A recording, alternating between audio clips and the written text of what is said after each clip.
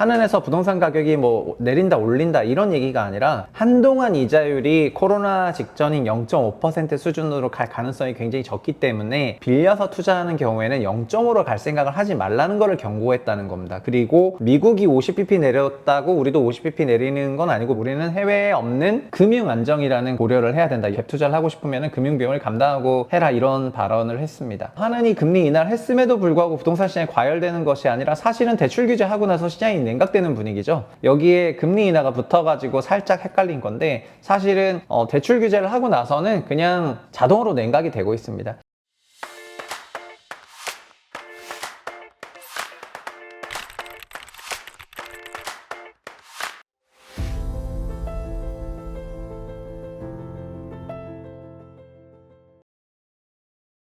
안녕하세요, 최부심입니다. 한국은행이 금리를 인하를 해서 최근에 부동산 시장이 앞으로 좀 어떻게 되냐 이런 질문들을 하시는 분이 굉장히 좀 많아졌거든요. 그리고 한은의 금리 인하 그 자체에 대해서도 좀 비판의 시각이 없지는 않은데 오늘은 이 주제를 둘러보겠습니다. 한은 금통위가 지난주에 금통위를 열어서 통화정책 그 방향을 발표를 했습니다. 한국은행 기준금리를 3.5%에서 3.25%로 25bp 하향 조정을 했습니다. 이게 그래서 금리를 내린 거는 38개월 만에 내렸다 이렇게 생각하시면 될 것 같은데 어떻게 보면은 지난 2년 동안 시장금리가 이미 한 150bp 내려온 상황에서 기준금리가 뒤늦게 내려가는 그런 시기고요. 금리 인하했으니까 소비 부동산 과열되냐 이런 질문들을 제 주변에서도 많이 하시더라고요. 그래서 저는 제가 하는 얘기는 아마 세부심 구독자분들은 다 알고 계실 거라고 생각을 해요. 사실은 기준금리랑 시장금리가 동행을 하던 시기에서 지금은 동행을 하지 않고 있다 이렇게 말씀을 드리고 있는데, 그럼에도 불구하고 금리를 인하했다는 것이 뉴스로 굉장히 크게 나오고 있기 때문에 부동산이 다시 과열이 되지 않겠냐 이런 질문들이 있으신 것 같습니다. 일단 한은의 금리 판단은 이런 부분인데요. 국내 경제랑 이제 글로벌은 논외로 치고 국내 경제랑 물가에 대해서 좀 보자면은, 국내 경제는 수출 증가세가 이어지지만 내수는 좀 더딘 거라고 보고 있고요.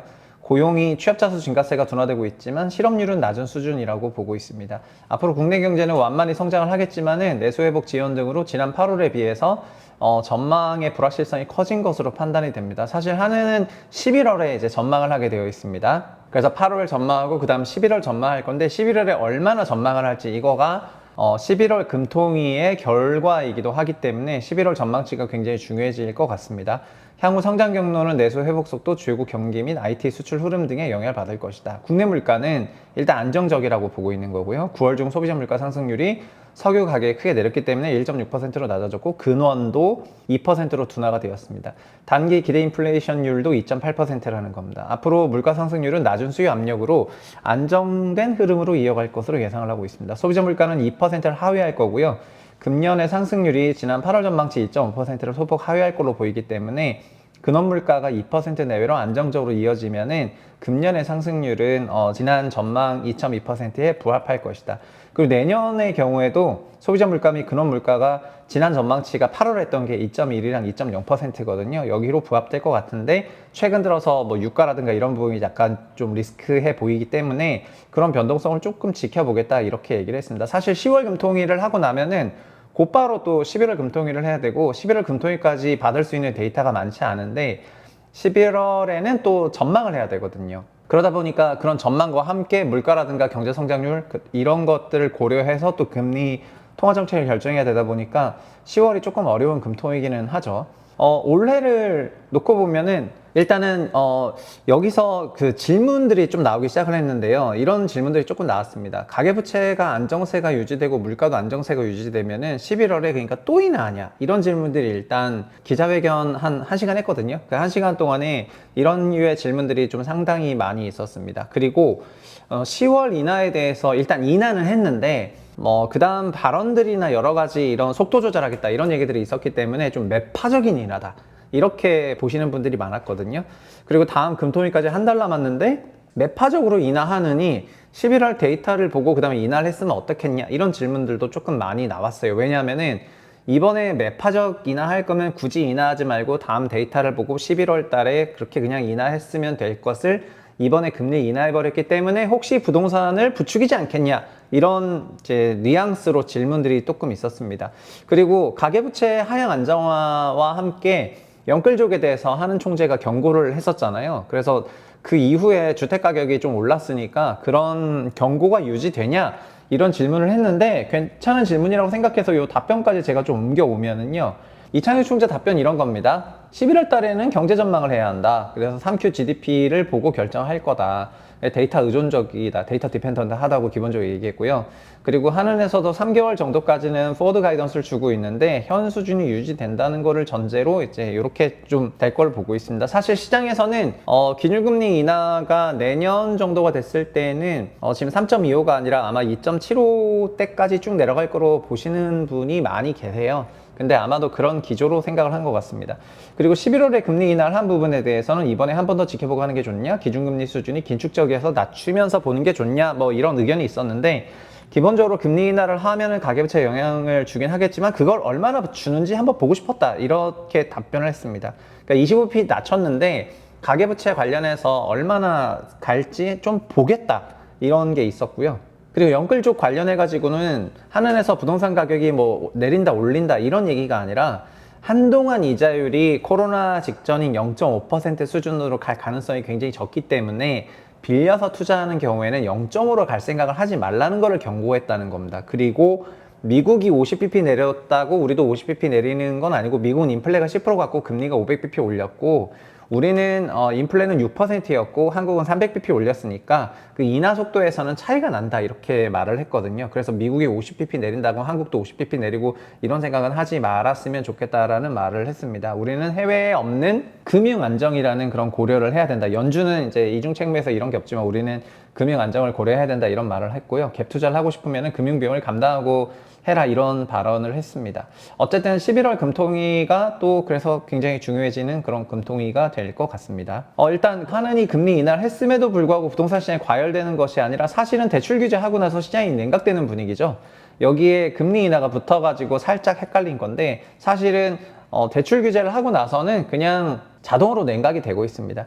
그게 당연한 거가 왜 그러냐면은 대출 규제를 하기 전에는 시장금리가 지들끼리 알아서 먼저 내려와가지고 한 150bp 먼저 내려버렸거든요. 그래서 3%대 주담대가 올해 상반기에 찍혔습니다. 7월까지요. 그러니까 주담대를 받는데 3%였는데 2년 전에 주담대를 받을 때 5%인 거를 생각해 보면은 거의 한 150bp 내린 겁니다. 그거가 지금 현재는 주담대를 거의 한 4%대 받아야 되니까 단기에 소위 75에서 100bp 금리가 올라가 버린 거예요. 그래서 기준금리는 25 내렸지만은 대출 상품금리는 75에서 100bp 올랐기 때문에 자연스럽게 대출이 쪼달릴 수밖에 없고 대출 규제 영향으로 부동산 시장이 빠르게 냉각이 됐습니다. 바로 이 직전에, 그러니까 8월 말 전에 부동산 시장이 과열되는 메커니즘은 대출금리가 기준금리는 변하지 않았지만 대출 상품금리가 150bp 이상 내렸기 때문에 굉장히 유동성 완화적인 환경이었고, 이런 걸로 이제 대출 최대한 받으면서 집을 샀던 분위기 속에서 이렇게 된 거였지 않습니까?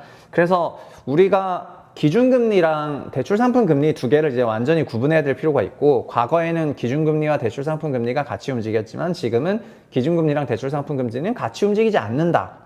그리고 기준금리를 조정하지 않았는데도 대출상품금리 먼저 갔었다가 지금은 대출상품금리가 올라가고 있기 때문에 대출 규제가 이어지고 있고, 이 추세는 아마도 연말까지 가겠죠. 만약에 한은이랑 감독당국이랑 금융감독당국이랑은 지금 공조가 아주 잘 되고 있는데 대출상품금리를 높이는 방향으로 가는 것이 한은에게도 금리 인하에 대한 그런 부담을 낮추는 거라고 지금 인식을 하고 있기 때문에 그런 방향으로 계속해서 쫄 것 같습니다. 가계대출까지 연달해서 보면은 이 금통위 하는 날에 가계대출 통계가 나왔고요. 5조 7천억에 마이너스 0.5조니까 이번 달은 5.2조 원 나왔습니다. 그러니까 8월에 9.8조 나와가지고 이렇게 뾰족하게 솟았었는데 요 숫자가 너무 커가지고 막 부랴부랴 막 대출 규제 했거든요. 근데 지금 5.2로 이래 내려왔습니다. 물론 지금 요만큼의 대출도 적은 건 아닙니다만은 어쨌든 관리 가능한 수준이라고 생각하는 것 같은데 대출이 큰 폭으로 감소를 했고요. 그리고 우리나라 수도권 매매 실거래 지수랑 가계대출은 보시는 것처럼 굉장히 상관성이 높거든요. 대출 늘어나면 지수 올라가고, 대출 감소하면 지수 빠지고, 대출이 마이너스로 가면 뭐 폭락했다가, 대출 다시 올라가면 다시 회복했다가, 대출 또 마이너스 가면 또 내려왔다가, 대출 증가하면 다시 또 올라갔다가, 지금 다시 또 평평하거나 내려오고 있는데 대출이 감소하고 있는 거죠. 실거래가는 가계대출이랑 한 달에 그 시차를 두고 동행을 한다 이렇게 말씀을 드리겠고요. 지금 기준으로 아마 한은에서도 70에서 100bp 정도 되는 그런 기준금리 인하를 내년을 다 포함해서 인하를 할 거라고 생각이 되지만은 저 개인적으로는 25년까지는 그래서 금리 인하 효과가 사실상 없다. 기준금리 효과가 사실상 없다고 보는 것이 맞을 것 같고요. 그냥 센티먼트 개선되는 수준일 것 같습니다. 실제로는 가계대출 정책이 어떠냐, 이거가 단기 변화를 크게 만드는 부분이고 이 부분에 대해서는 약간 긴축적으로 갖고 갈 것이다. 그리고 11월 대선 얼마 안 남았죠. 미국 대선 얼마 안 남았는데 그 미국 대선 결과에 따라서 상당한 불확실성이 있는 것 같습니다. 다른 주제에서도 다르겠지만은 우리나라 언론은 트럼프가 될 거라는 생각 자체를 안 하는 것 같습니다. 근데 지금 현재는 바로 직전에 여론조사, 그러니까 도박 사이트가 아니라 여론조사만 보더라도 트럼프가 굉장히 우세하게 나오는 지역들이 많아지면서 지금 그쪽에서는 분위기가 완전히 넘어간 걸로 그 체크들이 되고 있는데 여전히 국내 언론에서는 트럼프 대비가 전혀 안 되고 있는 것 같거든요. 그래서 그런 걸 보면은 어쨌든 11월 달까지는 관망세, 그리고 12월에도 관망세, 그 이후 어떻게 펼쳐질지 계속해서 조금 지켜봐야 되고 부동산 시장은 당분간은 올해 4분기는 뭐 확연한 냉각기로 올라갈 것 같다. 이 정도로 오늘 주제 마치도록 하겠습니다. 감사합니다.